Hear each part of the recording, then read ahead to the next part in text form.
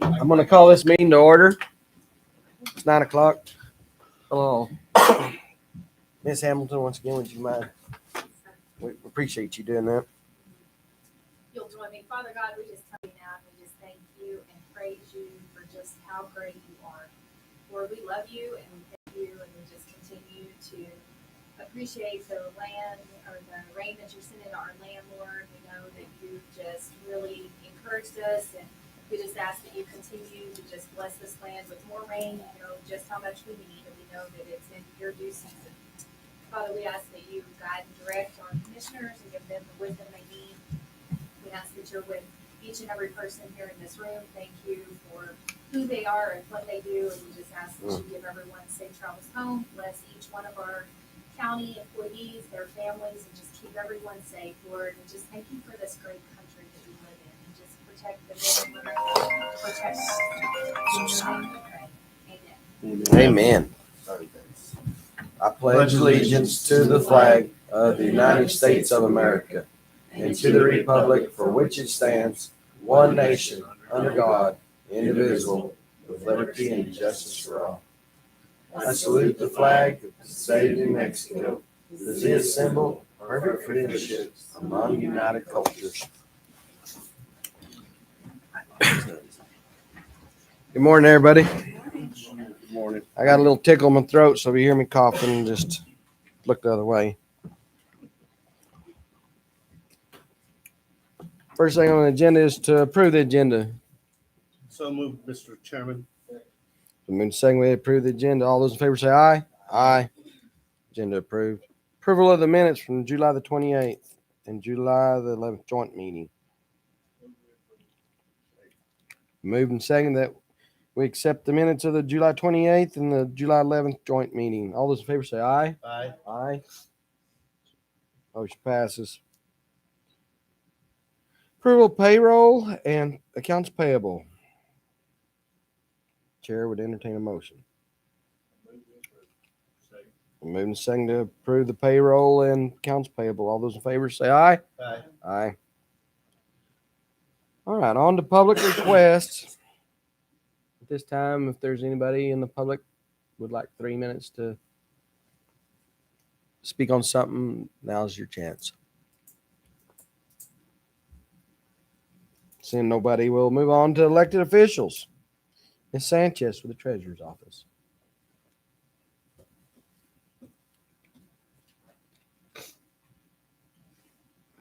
Good morning, Chairman and Commissioners. This morning I am reporting on 2 months' worth of our bank reconciliation balances for you. At May 31st, your beginning general fund cash was $5,648,745.74. You had debits of $2,761,583.36, and you had credits of $544,388.65, leaving your ending cash for May at $7,865,940.45. Does anyone have any questions over May or May's balances? Okay, I will move on to June. General fund beginning cash, June 30th, was $7,865,940.45. You had debits of $408,650.49, and you had credits of $4,275,013.06, leaving ending cash of June 30th, $3,999,577.88. Does anyone have questions over our June balances? Okay. Yeah.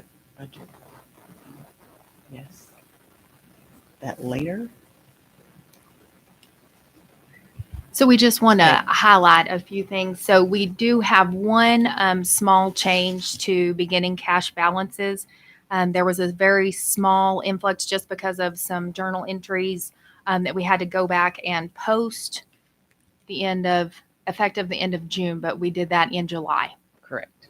So we worked with the State Department of Finance. Those were all included in your packet, and y'all saw a new investment sheet. But basically, there was probably a net difference in general fund of about 15,000. Is that what we saw? We're- 18, Yeah, for the investments. is and what that it was the negative, correct? It is. So it's an unrealized loss, but we do Mhm. record it.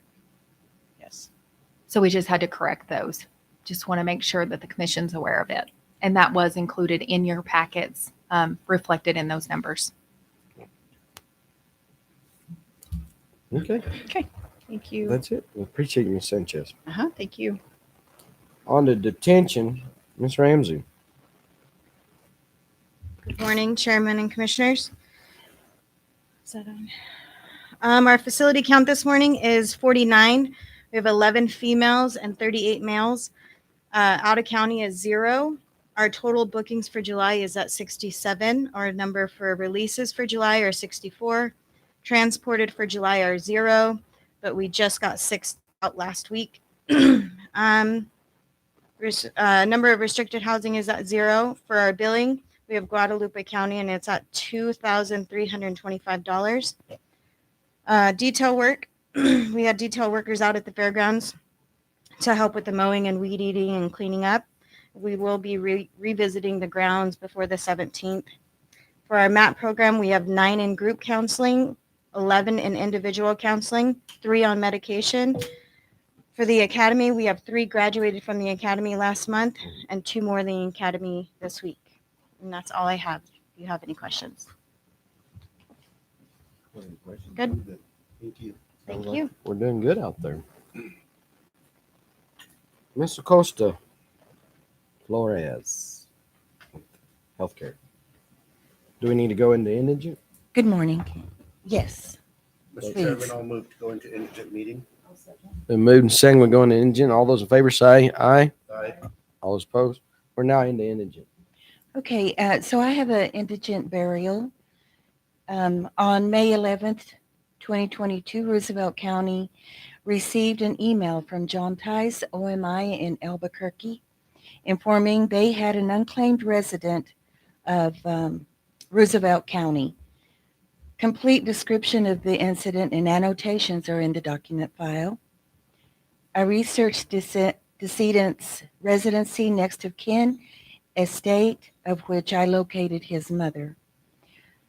She would not be claiming the body and signed a termination of right of disposition. Decedent had no estate as verified with county clerk's office and county treasurers. No probate has been filed. Verifications are included in the document file. I then contacted a local mortuary to make arrangements and was declined assistance. I contacted mortuaries in Curry County. Muffley's Funeral Home accepted the decedent for an indigent cremation. I contacted OMI with the arrangements, and OMI transported the decedent to Muffley's. I then contacted Curry County manager, and he graciously accepted to fund the indigent cremation. Today, I am requesting your approval to reimburse the indigent cremation cost of $600 to Curry County. Mr. Chairman, do we need to get out of indigent to make a motion to approve Mhm. this? Thank you. Is that the last of your report? Yes. I'll move to get out of indigent meeting, Mr. Chairman. Been moved and saying we come out of indigent. All those in favor say aye. Aye. All those opposed? We're out of indigent. Mr. Lopez. Yes. With that, I would like to just first and foremost thank Curry County and Muffley's. I don't know if we can do it in the form of a letter or whatever, but that is very gracious of them. Unfortunate circumstance, but that's Yeah. I'll do pretty that. gracious of them. And I will move to approve the $600 transfer to Curry County. I'll second. I'll second Mr. Lopez. All those in favor of the $600 for the health care, say aye. Aye. All those opposed? Motion passes. Thank you. Thank you. Road, Mr. Lovato.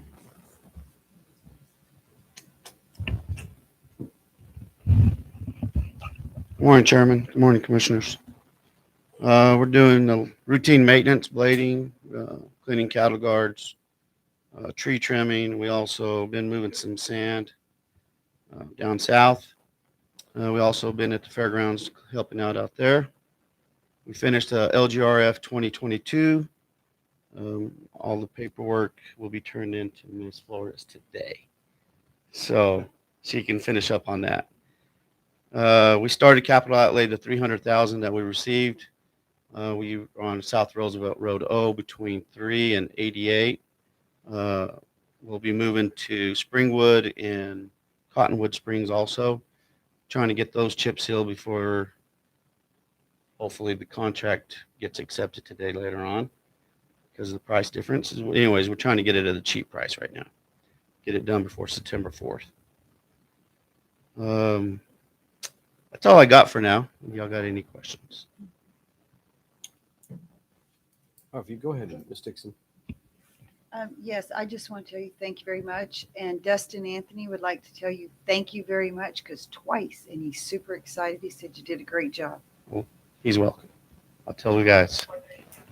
Ricky, did you get a chance? Would you drive just south on 7 and 8? See if you think we ought to be shredding because it has actually rained right there in the last few weeks, and they're 4 or 5 foot tall. The bar So- ditches. I get one of my guys is coming back he left a couple of months and he starts on Monday. Yep. And he was the one that ran that shredder last year when we first got it. So that was my intention, is to have him start on And Monday. it's just that little area from where I drove. I mean, but Well, I believe it. We just go ahead and make our complete round through the city and all the way out to Dora and Causey and Lida and Floyd. yeah. All right. Besides that, I mean, until we get some rain, there ain't a whole lot. Right. Appreciate y'all. You bet. Anyone else have something for Ricky? Thank you. Thank you, Ricky. On to the manager, Miss Hamilton. Yes. Good morning, Mr. Chair, Commissioners. So a couple things just to go over first. The team efforts out at the fairgrounds have just been phenomenal. We have a great team, as you all know, and Rick and his guys have done a huge punch list to help Gary out with those. Just repairing chain link. We've installed a new chain link fence around the back pond. So as y'all recall, when we did our underground drainage, we didn't have to have that fenced in, but then we had that massive rain last year right before the fair. And then there was holding ponds or the water was in the holding pond. We had kids that were wanting to get out there, and the fair board really had a concern. So we worked real closely with them, went ahead. They were getting a fence up around that last one. The other two were, of course, fenced because they were deeper in their capacity and everything. So we just, better safe than sorry. We've got a lot of safety signage that's going out there around those ponds and everything like that. We have a lot of things that Rick and his team have just really helped and worked on. And then Ramsey and them, I know y'all, I sent y'all some photos of the great work they were doing out there. But she had a whole work crew out there just taking care of the weeds and getting everything knocked down. Now we anticipate we're going to have that one more time before the fair, and we're going to coordinate that. So we have our work day with our staff on the 17th, and I've asked Administrator Ramsey to kind of have her work crew out there Monday and Tuesday before we're out there Wednesday, so that we have the weeds and stuff addressed. And then there may be some painting to be done and some other things along those lines that we can check off, and some cleaning. But they have just done an incredible job, and Gary is very appreciative. Of course, he's got all the air conditioners in and installed. And they are finishing painting. He sent me a picture early this morning, and they had started priming those 3 last buildings. They're going to have those painted before the fair, so they'll look just like the youth barn. It's just going to really clean everything up out there. So just a huge kudos for that. One thing that I did also want to share is that we've seen a really high number of juveniles being arrested. Most of them actually are coming out of the city. It's something that they have been arresting. Right now, we're looking at somewhere between 4 and 6 that we're housing. Just be prepared. That's $30,000 to $40,000 a month in out of county housing that we're going to be experiencing with these juveniles.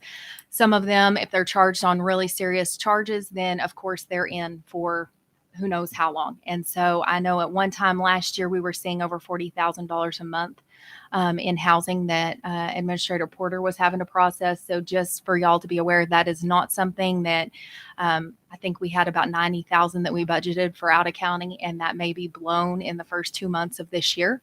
So it is something that we're going to have to watch carefully. We have definitely seen a spike in these types of crimes that have involved juveniles, and therefore we're seeing a sharp spike in our housing and everything. You will see later on, we've had to work with a couple other facilities. We have housing agreements with Lee County and Doña Ana County. There are only 4 juvenile. We treat juveniles like regional, and for years, the last couple of years, we've had really low juvenile housing numbers. But as we've all seen a spike in the crime, there is a more need. So we have 2 other housing contracts on here to make sure that we have enough, because I know one night I was working closely with the Portales Police Department, just trying to get them in to Bernalillo County rather than having to drive to San Juan. You know, they were leaving here at like 8 o'clock at night, and just scares me to death to have our guys on the road that late and everything. So we're just trying to have all the contracts in place to help with those, but definitely want the commission to be aware, because that is something we're going to have to watch closely. And at this rate, we're going to have some significant budget adjustments that are going to be needed. And again, that is an unfunded mandate that the county is saddled with from the state. We have no involvement, no control, no role in the juvenile justice process or in any aspect of that system. It is directed by the state through CYFD, JPO. So it is something that we get stuck with the bill.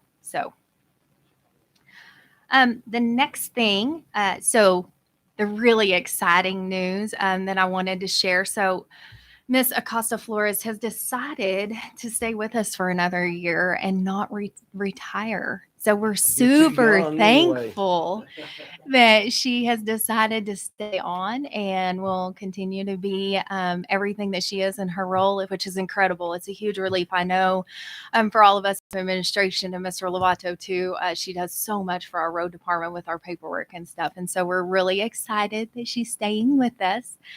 So really wanted to share that before she snuck back out to her office. So Thank you. we said she's way too young to retire. So anyways, Who retires in their 40s? that's right. The last thing I just wanted to share a little bit about, Sean has done a great job in working to get us at a staffing level. You know, he's worked really hard to get detention center at the level that it's at right now. We still have a couple of openings over at the road department, and we will of course have one up in admin and one in the sheriff's office. But overall, there's a lot of people who want to work with us. You know, they love the family atmosphere that we have here. And so we're actively recruiting, trying to fill those positions. But I'm sure some of you may have seen, there's been several articles, and there's a new report that came out from the Legislative Finance Committee and the council. And I just wanted to highlight some of those so that we're all aware. I think these are important things to share. So in New Mexico, what they're seeing statewide is the unemployment rates largely have recovered to pre-pandemic levels. The state's labor force, though, is persistently small. So the working aged population of people between the ages of 15 and 65 years old in the state is 1.3 million. We know our population is about 2.1 total. However, the total non-farm employment is only 848,000 and change. So there is a significant portion of our working age adults that are not in the workplace. It's estimated that a quarter of that population is what we're identifying here as not working. So in New Mexico, if we had the same workforce participation rate as the rest of the country, we would see close to 100,000 more workers in our businesses and in those places that are seeking those employment numbers. The labor force participation rate in New Mexico underperforms most states overall, but especially among prime-aged men and women and those older than 55. So between 2008 and 2021, the state lost about 26,000 workers. The labor force participation rate dropped 9% between 1999 and 2001 for men between the ages of 25 and 34. That was the largest reduction for any age group and nearly double the national rate of decline. The same labor force participation rate for women aged 35 to 44 also dropped at double the national rate at 5.2%. The report also stated reasons for low participation that included outmigration of working-aged adults. There was a significant number, as we know, that have moved out of state and continue to move out of state. We have an aging population. We have a lot of those situations where we have them moving in at retirement. And then more people are receiving disability. So the number of people receiving disability between 1999 and 2020 doubled from 31,000 to 61.3 thousand. And I'm happy to share this with y'all. In Roosevelt County, we have stayed about the same. And there was an article in the Journal over the weekend just highlighting how in different counties what they have looked at. And in Roosevelt, we've stayed flat. Roosevelt and Taos were the two counties that were identified as flat. Curry is lower in some of those. There was several things in the article that I just thought, again, were very noting and everything. As far as workers leaving the state, what we're looking at there, the higher receiving the disabilities we talked about, and then New Mexicans are just getting older and retiring. We're having a lot more trouble keeping our students here. You know, they either graduate high school and they're leaving, or they're doing their college and then they're leaving our workforce too. So we really, there's some definite opportunities for improvement of retaining those. But overall, when you look at what we're dealing with, it's statewide. It's not something that's just unique to our area in Roosevelt County or the eastern side of the state, but we're seeing it everywhere. They had, of course, all kinds of reports about the restaurant industry, the healthcare industry, trucking industry, just across the board. There are so many that are struggling with the employment. So I just wanted to really highlight some of those. The latest report that was released June and July, I guess July this summer, to the Legislative Finance Committee, and some of the things that LFC is studying and everything. Because again, when we're looking at our labor market, we're fighting an uphill battle. As we know, it's very competitive. The commission's had to address the wage issue. Of course, you know, you've done a lot of work with the benefits and what we are able to offer, because a lot of the younger workers that we are attracting, you know, they are not concerned about the retirement or maybe even the health care and everything. And so definitely has helped us, and we've seen the work that the commission's done on that one. So thank you all very much for supporting the employment efforts there. We'll continue to share and stay on top of this and continue to monitor everything as it comes out and bring those to your attention. But I did want to share that with y'all this morning. And other than that, I would stand for any questions.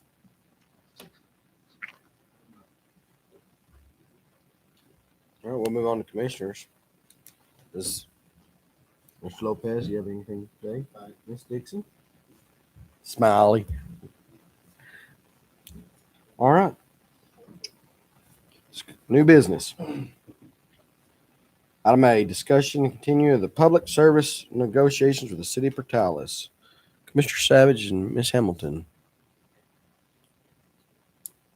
Where are we at on that? So I left this on the agenda. I think you turned your mic off that time. There. Stay on, sorry. Thank you. So left this on the agenda after the last meeting discussion, where we just want to keep everybody updated and everything. There's not much to update. We do have another meeting scheduled next week with the city officials. And so we will continue to work towards some kind of JPA to bring back to both governing bodies in regards to the dispatch services and everything like that. I know Mr. Savage and I have a lot of information now to delve into in terms of fire, EMS, and detention, because those are our next big issues to tackle. So Commissioner Savage may have more to share, but it was more of just keeping it on here and at least updating y'all that we're waiting to have our next meeting next week. Pretty good. Yep. We're gonna have to be, I think, this afternoon, we need to have more meetings in preparation to start renegotiating, working with the sheriff. We're working. When we have something, information we think is pertinent, which all the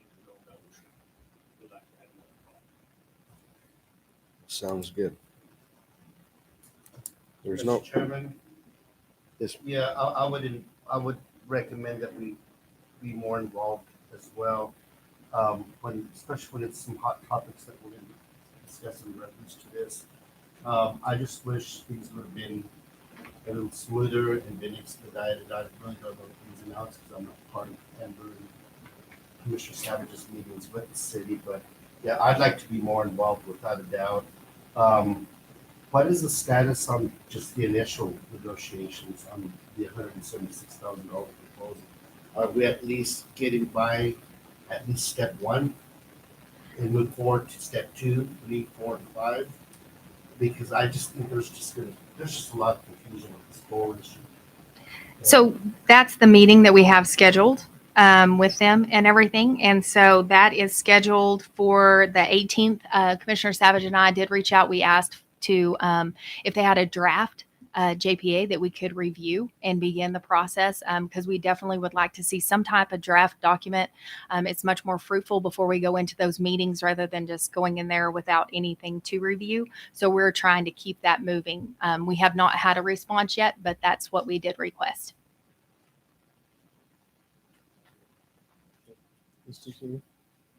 Yeah, I was just wondering, are we gonna have any more of the meetings with the commission and the council together? Or was that just a one-time deal, or where are we at with that? So part of the initial JPA that both we drafted and provided to them requested that we have regular ongoing meetings between the two governing entities, and then we schedule it whether it's twice a year, once a year. There can certainly be more meetings in between. The idea is that we get some kind of draft so that y'all have something to look at. That's all we're trying to flesh out, is to get something to where we're at a point that we can present to y'all.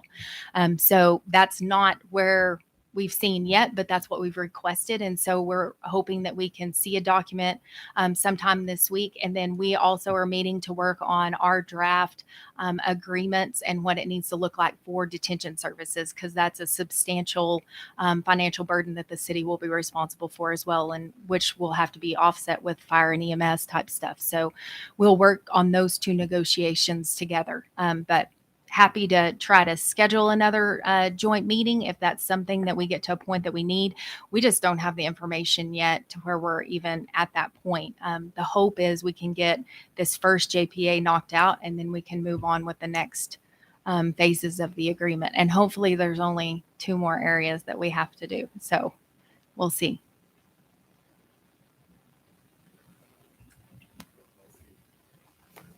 if you'd turn that on, sir, break it. We went to the meeting, I talked to them, and they said, we're going to accept your offer, and we're going to move forward and with a regional dispatch center.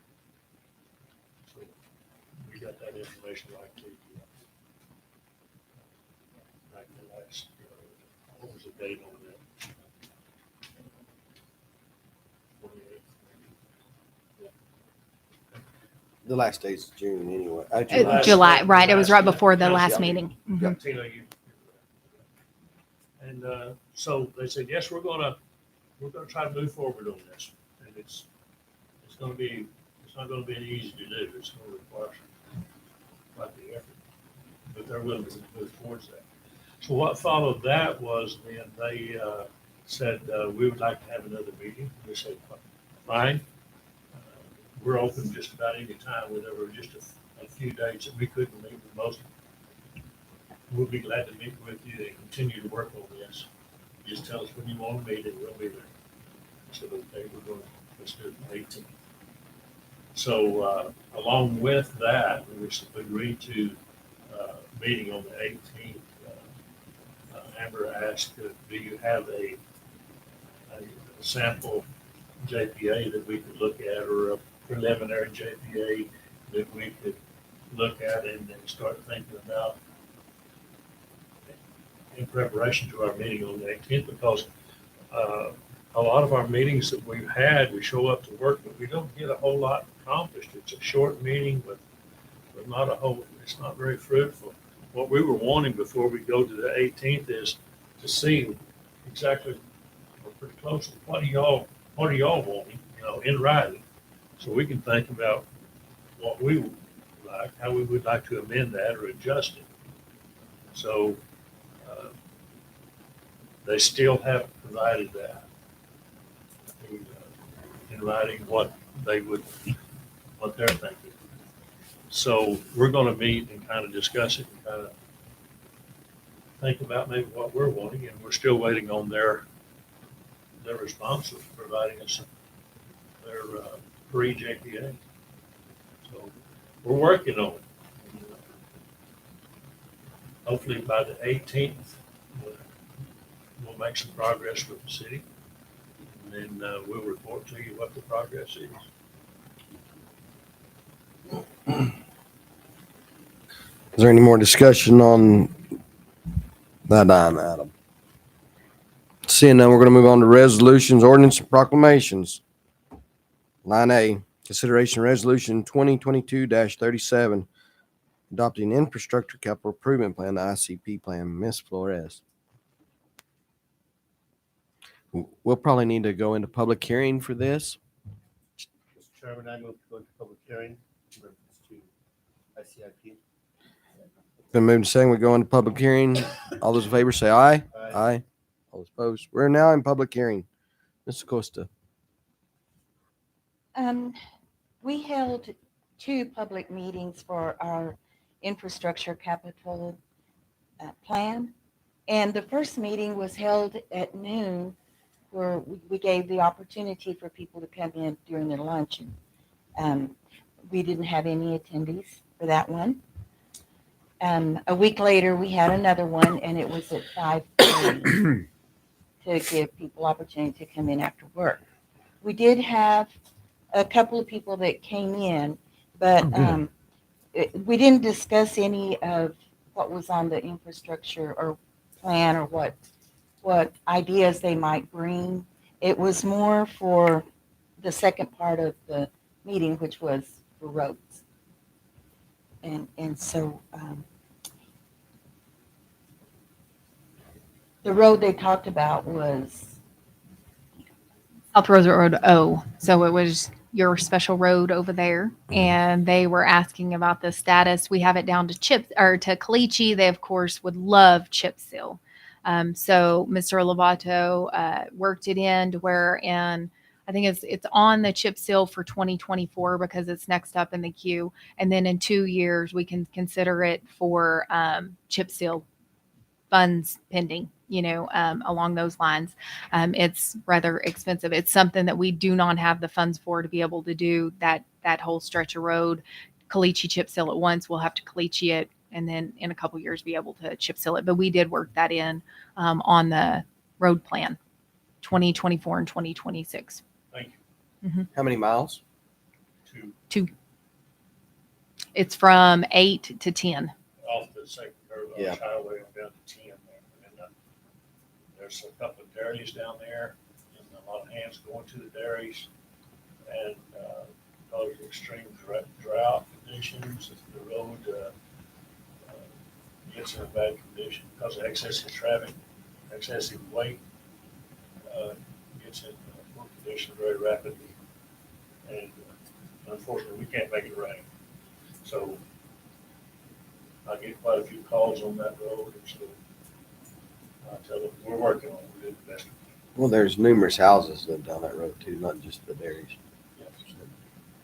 There's houses down there, quite a few residences, but I think the most of the traffic. Most of the traffic, yeah. The hands going and the dump trucks. Okay. Thank you for that. in your ICIP packet is a summary of the listings for projects that we have for 2024 through 2028. And the top 5 are the most likely ones that legislative will look at. And Amber will talk to them about those projects. And one thing to add, and we have sixth on here is the behavioral health facility. So all 7 of us entities that have that interest, that are working together, the cities and the counties, we've all worked and coordinated to keep that included in our ICIP so that we can have that all listed together. You'll see that all 44.5 million is dumped into 2024 because right now we don't have it phased out. We haven't looked at that. We've just got the initial round of funding. And so that is something that's been identified. We also added the courthouse in there following the presentation that y'all had by NCA Architects so that we have those updates phased in there over a couple of years. And then we combined the electrical and plumbing upgrades at the detention center into one project. Of course, you've got the road heavy equipment and the road projects. We have those 5 years phased out. Bless you. We also left the micro seal road project on there. That is something that we've sought money for with the Transportation Project Fund. We have yet to hear if we're going to receive any funding on that, but we left that one in here because in the event we don't receive funding this year, it is something we'll continue to work on there.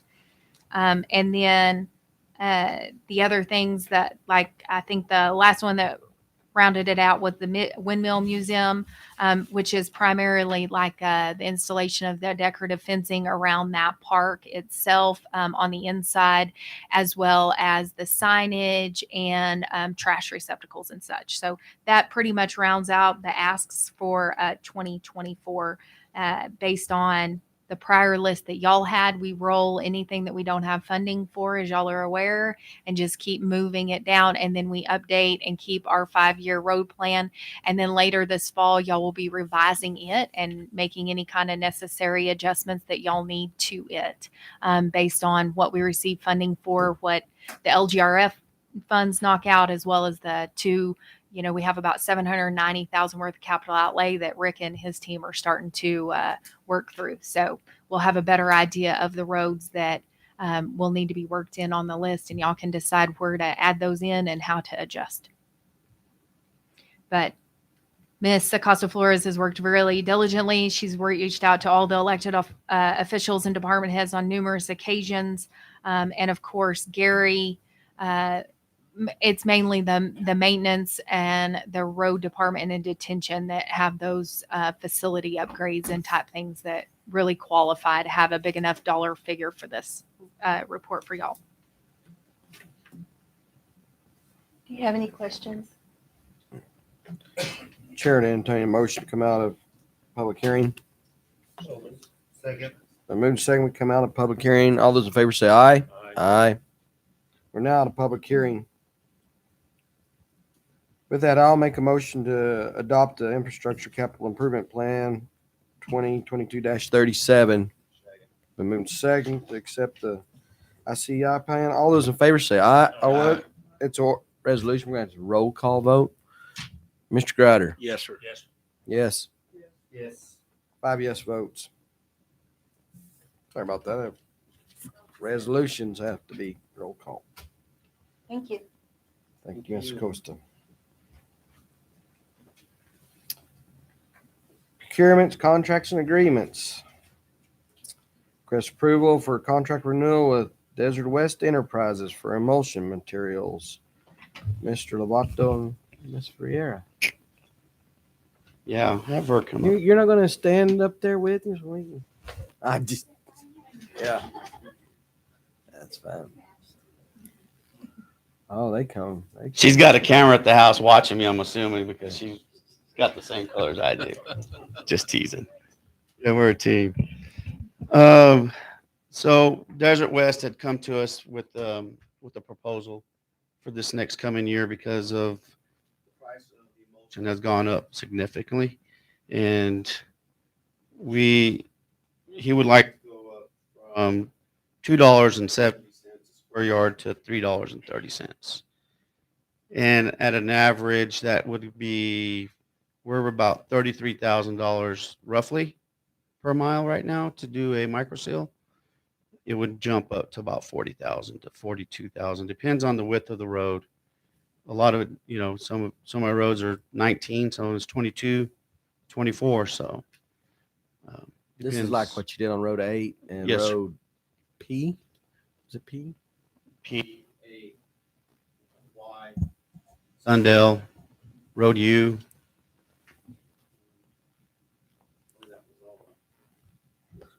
I know And this is what we're gonna, if we do get accepted with the TPF funding, that we'll know in September,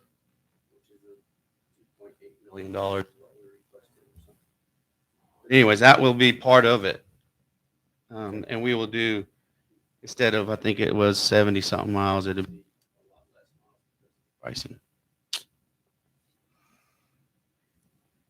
Mr. Chair, I move we approve a contract with Desert West. Second. Moving second that we accept the contract with Desert West. All those in favor say aye. Aye. Aye. All those opposed? Mr. Chair, you need to do a roll call on on Oh. contracts. On contracts? Yes. Mr. Yes. Yes. Mr. Savage? Yes. Yes. Sorry, I got a little tripped. 5 yes votes, accepts the Desert West Enterprises contract. On to B, Mr. Lovato, approval of the contract renewal with Holly Refining and Marketing for materials. Again, the asphalt motion, they went up. Yep. Quite a bit, $225 a ton for HFE 90, and then 100P would be $268 a ton more. Chair, I move we approve this with Holly Frontier. I'll second your motion. The moving second that we accept the contract with Holly Frontier. Roll call vote. Mr. Lopez, how do you vote? Discussion real quick, Mr. Chairman, please, members of the county. So these contracts that we're improving, we understand the whole economy right now. Are they also set or based that we could revisit it in a year or any time? If the market, the economy, it's all fluctuating, going back and forth, and we know it's going to change. It's happened all our lives. So are we locked in for the whole year? Or we do the revisit at this time this year? Or It's every year, yes, sir. So the procurement, the way that the procurement is this is capped at 4 years. And we went out for bid on 2020, I think it was ITB 2020-02 for these two contracts. So actually, I think this is the last year that we're doing, because in 2023 they'll go back out for for ITB. So the way the ITB works is it's up to 4 years, and you do it at 1 year increments. And so yes, sir, this will only be locked in at 1 year, and then we will have another bid that'll be released next summer, and we will have it set to award. So we had a 4-year contract that fluctuated based on the market in the economy, right? Because we're changing it now, we're still not even in our 4th year. The first 3 years were at the same rate. It didn't fluctuate. It was only this last 4th year that will change. Okay. And it was only because, again, this is in line with the state agreement. But because of the way the state agreements are now written, they no longer allow local governments to utilize you can't really say piggyback anymore, but you can't utilize those contracts anymore. You go out for your own procurement because they're limited to just state government. So we issue our own bids for these specific products, anything that he needs. So we're basically at their mercy. Yes, we are. And very Not good. limited, So, very limited pool well, of a year would suppliers. suffice, I guess, but if it would have been in more than a year, we would have had to revisit this. I would have recommended it, but So Commissioner yes. Oh, I'm sorry, Commissioner Lopez, the prices are the same prices that they gave the state also on their price agreement. So they didn't go up on ours or lower on, it's the same exact prices that they're giving the state highway. you guys just said on agenda item 8A that it went up significantly. Yes, And you just said on 8B that it went up significantly. it did. It's the same. So they renegotiated with the state also, and they got the same prices we did. Okay. We're not state, but okay. My vote's yes. Yes. Yes. Mr. Savage? Yes. 5 yes votes. Contract renewal passed. Item C, approval of professional services agreement with Kelly Bilberry for the Millicent Fire Department. Ms. Vieira. Yes, good morning, Commissioners. So I would like to request on behalf of Millicent Volunteer Fire Department the professional services agreement with Kelly Bilbrey. In the past, Patty Mohan used to provide these services for Millicent. Kelly has already been doing such a great job of requesting purchase orders and getting receipts for us from Millicent, filling out paperwork for the fire department, requesting fire reimbursements. So with that, I'll stand for any questions. This would just be the same as it was with Miss Mohan. There hasn't been any changes. Correct. Just the billing amount, you'll notice on the contract says $100 per month, plus $10 if there's months where she spends more time doing reports and such. But yeah, that's correct. Real similar to Mrs. Mohan's past contract. With that, I'll make a motion to accept the professional service with Miss Bilberry. Second. And moving second to accept the agreement with Miss Bilberry. All those roll call again. Man. Mr. Lopez, how do you vote? Yes. Ms. Dixon? Yes. Yes. 5 yes votes. Thank you. On item D, ratification of cost care agreement for juvenile housing with Bernalillo. Ms. Hamilton. Yes. So, Mr. Chair, Commissioners, this was included in your packet and presented for ratification. This is an agreement that we signed again at last hours, just trying to get them into Bernalillo County and not have to have that travel all the way to San Juan. So I know it worked out really well for the Portales Police Department on this instance. So it's just something we need to do just so that we have options, because they did refuse us at Lee County and Doña Ana County because both facilities were full. I'll move for adoption of 8B. Second. Been moved and second to adopt 8B, the cost care with the housing of juveniles in Bernalillo County. Mr. Grouder, how do you vote? Yes, sir. Yes. Yes. Yes. 5 yes votes. Agreement passed. Item E, ratification of agreements for juvenile housing with San Juan County. Same thing. This is just the last one, last facility, and then we will be contracted with all four, but depending on our needs. Same here. Mr. Chair, move we approve. Second. AD. Been moved and seconded to approve the agreement with San Juan County. Mr. Crowder, how do you vote? Yes, sir. Yes. Yes. Yes. Thank you. 5 yes votes. Thank you. Item F, approval of operating use agreement with the Food Bank of Eastern New Mexico. Ms. Hamilton. Yes, so received notification from the state that they did approve the funding request that the food bank submitted. So included in y'all's packet was the operating and use agreement. This is a standard agreement that they require. They did receive up to $137,797. And based on the application that Diane submitted, the majority of that is actually for the construction of an approximate 20 by 40 metal barn over at the Bonham House location. It would be adjacent to the building.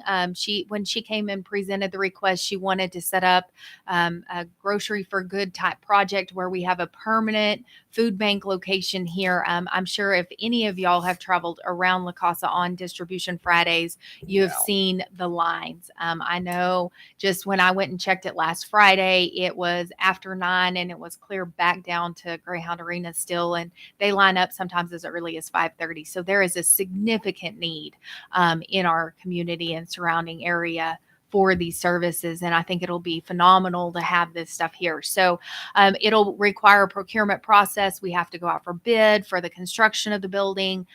We will just be fiscal agents, but the operating and use agreement specifies that they would be responsible for electricity and gas and anything like that that's associated Insurance. with the new facility.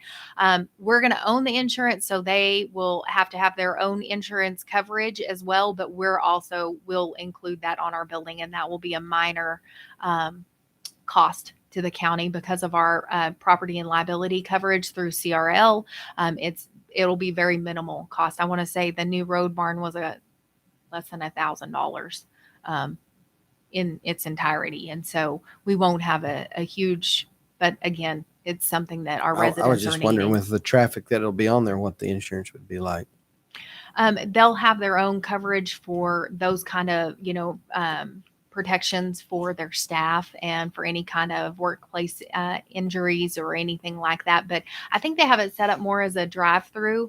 One of the things that we'll be working on sooner rather than later is redoing the parking area, because we're going to have access points to K and everything. And so Mr. Montiel is going to start working on that with the city so that we can get that resurfaced.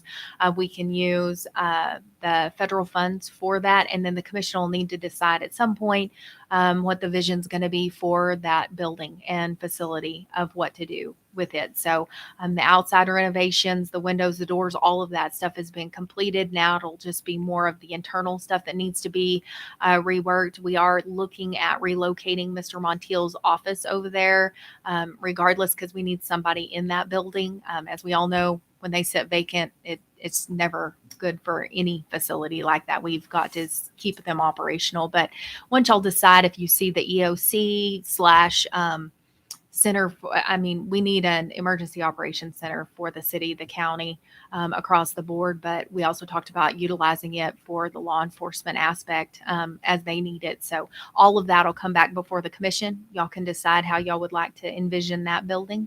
But in the meantime, we're going to have a new parking lot surface regardless, and it'll complement the food bank. So y'all will see that coming when they have the information put together for it. Otherwise, we're really excited to see that they received the funding and that they're going to have a permanent location here in Roosevelt County to be meeting the needs of our residents. I would like to see really touched out with the city about, like you was talking about, how bad the traffic stretches back to Eastern, to maybe visit with the city or the city chief about traffic off of K. Maybe even talking to the college that has the property, I believe, right to the west of it. Is that right? Does the college own? Yes. They're About a installing. parking lot and a parking area for, because it's kind of dangerous, everybody parking on the highway or the streets. Well, that is a really wide road and they keep them over. So I know that they're doing the best they can. The city the NMU, from my understanding, is actually installing a solar facility there in that large lot that you're describing. So that will be under development in the coming months. Okay, but I know we need this, so Mr. Lopez. Yes, I have nothing else. I'm ready to make the motion to approve item 8F, the approval of operating use for the food bank of Eastern New Mexico. To move second to accept the operation agreement with the food bank. Mr. Lopez, how do you vote? Yes. Yes. Yes. 5 yes votes. On to G. Request approval of the appropriation of the foods for $137,797 for the food bank. Yes, sir. So Have we Mr. already? Chair, Commissioners, this just goes along with the operating use agreement, and this is just the appropriation recipient signature page that the Commission Chair would need to sign off on. It was included in your packet. We have until June 30th to expend, but we will have to have some funds expended by December 15th. And so it will be this year. something that we will be getting to work on sooner rather than later. There is no time like the present, but just asking for your formal approval because we have to submit this back to the state. Move we approve. Second. Have a motion and a second to approve the appropriations for the food. Mr. Greider, how do you vote? Yes, sir. Yes. Yes. Yes. 5 yes votes. Item G passes. Thank you. On to H, request approval of memorandum for understanding with the New Mexico State Secretary of State. Well, that's kind of a tongue twister for me. Good morning, Ms. Commissioners. Parks. This is the same MOU that we've seen for the last 2 years. The Secretary of State's office pre-funds the election, and then we spend down that money and return any unused or request an additional reimbursement for any additional funds we might need to cover the cost of the election. This is for the general that will happen in November. And the only thing different about this contract is that it is for $12,000. The original one in 2019 was a little more. Then they adjusted it. The presidency. And they're just getting closer to a better estimate of what we're actually going to spend. So it's for $12,000 to pre-fund the general election. Mr. Chair, I move to approve item 8H. I'll second your motion. I've got a motion and a second to approve the memorandum with the Secretary of State. Mr. Greider, how do you vote? Yes. Yes. Yes. Yes. 5 yes votes. Item H Thank you. passes. On to line item 7, media communication. Ms. Hamilton, do you have any questions over there?